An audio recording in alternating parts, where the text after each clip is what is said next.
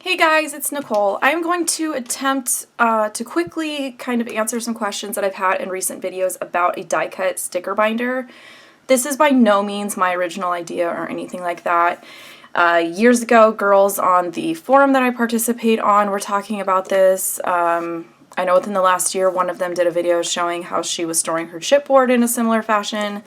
Janet over at RTS has done pretty extensive videos on how she formatted hers.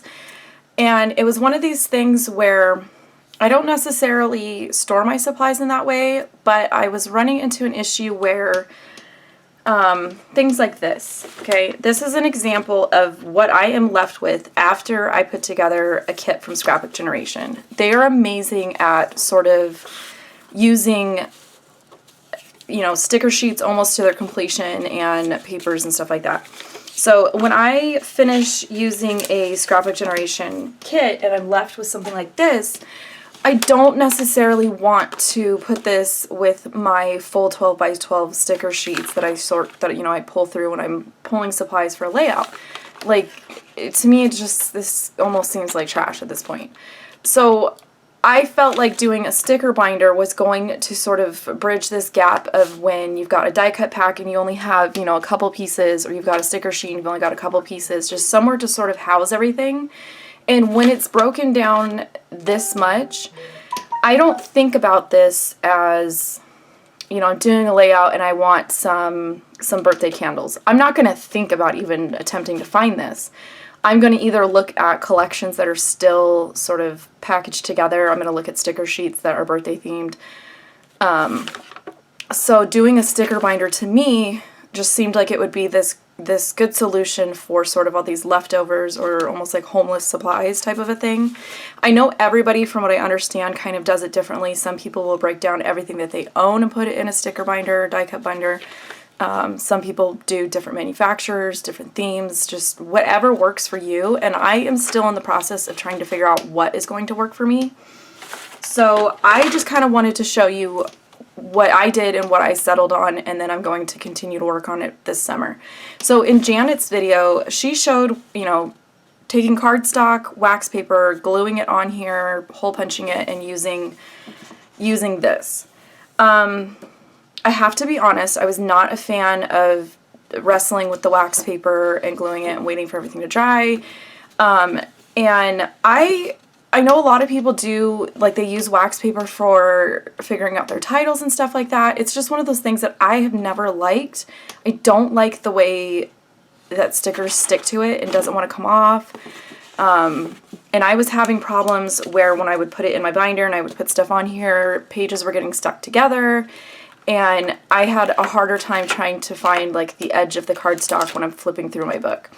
And then the other problem that I was having, and this could be 100% just my location, where I live, it's very dry. And I was noticing that if I even just barely touched this stuff, it just comes right off. Like, it's wax paper and it's liquid glue. So it's not necessarily made to hold well like that. I would think maybe something more like score tape or something like that probably would have worked out better for me had I liked the wax paper and the cardstock method. So basically this process, I just kept, like, I would go through and, you know, I had maybe, you know, 8 different colors and I was putting stuff on here, and it was just kind of like, I'm not enjoying this. This doesn't seem to be working for me. And then I was watching one of Lisa's videos, and I will link Janet's video and Lisa's video below too. She didn't go into detail about her book, but she did mention it in one of her videos and kind of talked about it while she was using it, and she had it, you know, off to the side. And with her, I noticed that she was using page protectors. She put the cardstock into the page protector and was putting stuff on directly onto the page protector. And for me, I liked that look. I liked the fact that when it's in a page protector, it's easier for me to sort of flip through and be able to grab the end of a page. I was having a harder time with the thinner cardstock on itself. So I sort of ditched this idea, and this idea at the same time I was like, okay, I'm going to use wax paper for my stickers, and then I'm just going to do the die cuts straight onto the cardstock. I'm just using, I don't know if I have it, it's I don't have it in front of me. Oh, here it is. I have a bunch of the refills for the Tombow tape runner, but I don't use this on my layouts anymore. It's not strong enough, but that's why I'm using it for my die cuts, because it's not very strong. So I'm just putting a little bit on the back, sticking it on here, and it's just enough to hold it on. And then even if it, like I've already taken one off of here, even if it rips the paper, like I don't really care, because I already have to put foam tape or glue or something behind this to get it on my layout. So that doesn't bother me. But again, with this, I was running into, it's just super thin and I'm having a hard time turning pages and finding the page that I want. So these were sort of step one, wasn't working for me. Step two was to try Lisa's method, where you put the cardstock in here and you put everything on there. So same thing, my die cuts are on here with the Tombow. They come off great. Chipboard, I used glue dots because, let's face it, even if it's adhesive, you're still going to have to add adhesive to chipboard. It just doesn't stick on its own. Like, we all know that. So I put some glue dots on here when I go to use it. Yes, it's, you know, it took some of the cardboard with it. This one I'll have to reattach again. Sometimes if I pull a sticker off, it stretches the plastic underneath. Honestly, it doesn't really bother me, but it is a little bit difficult for me to get it off of the plastic. So that was sort of the moment where I was like, hold on a second. If I am emptying stickers off of a 12 by 12 sticker sheet and putting them on here, these stickers come on sticker release paper. So it was like, boom, light bulb moment. I started basically, you just take the negative off, and I don't want to do it here because the stickers are sticking. You've got an entire 12 by 12 sheet of wax paper, sticker release paper, that's made for stickers to come off of and hang out on when you're not using them. So I started taking, you know, the 12 by 12s, I'd cut them down into 6 by 6. These smaller ones where I only had like 1 or 2 labels and I'm already putting them in here by color, peel off the negative, use this sticker release paper. So what I started doing was doing kind of like a hybrid method of like what Lisa had shown. So granted, some of these are stickers. If I already put the stickers on here, I wasn't going to pull them up, ruin the sticker trying to move them. So basically what I decided to use for my method is cardstock in a page protector, use this stuff that I'm trying to use up. I've got a case of the refills.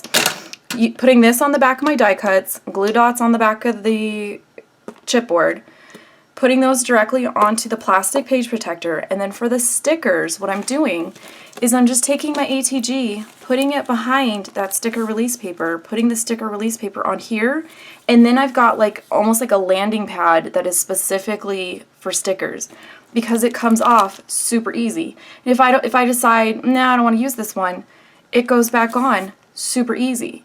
I notice sometimes that when I'm trying to pull them off of the page protector, that yes, I'm still being careful, but like even this one is starting to want to split into a layer.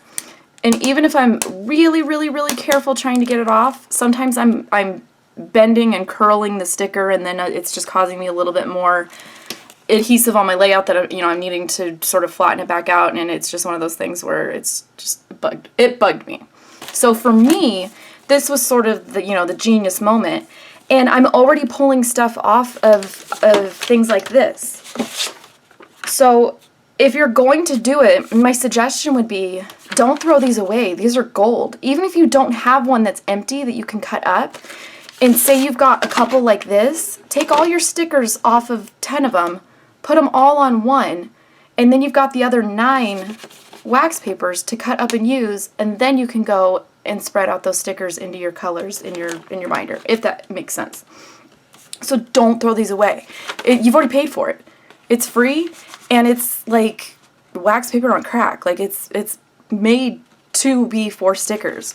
So that's pretty much what I'm doing. But like I said, I kind of stopped and had other things come up. So like anything that, like I said, anything I've already put on here is on here. That's fine. I'll use them up. But anything that I add to, you know, yellow, I know that I've got this area on the back to put stickers. And then if I fill this up and I need to go to another page, I'm just going to make sure that that new page has one of these things on it, or a, you know, a cut up piece of this one, or a cut up piece of this one. Just, it doesn't need to be a uniform shape for me. It doesn't need to be like, you know, a whole section or a whole page or cut to 8.5 by 11. No, I literally just need a spot to stick them. So to me, it doesn't bother me if I have a little patch here and a little patch here and a little patch on another page. It's more about getting it done, finding a home for them, checking it off my list, and then actually being able to use the binder. So hopefully that answered some questions that I was getting on previous videos about it. Check out the other two girls videos that I mentioned. The other one with the chipboard, I believe, is a private video, so I can't link that one. But yeah, so this is pretty much going to be my kind of like my summer project. So let me know if you want to see me go through and do this project. Then I have no problems trying to plan out either a real-time video or even a live video. Just kind of sitting here and showing you guys how I go about cutting up the wax paper and adding it and sort of figuring out how I'm going to make this work for me, my process, and my supplies. So leave me a comment below on if you guys would be interested in that, or if you have any more questions regarding this. Like I said, I'm new to this. I'm working my way through it and finding out what works for me. And I just wanted to share the small sort of steps that I have morphed mine into for working for me. So I will catch you guys in another video. And as always, thank you for stopping by. Thank you for any thumbs up or comments. I love talking to you guys in the comments. So I will see you next time.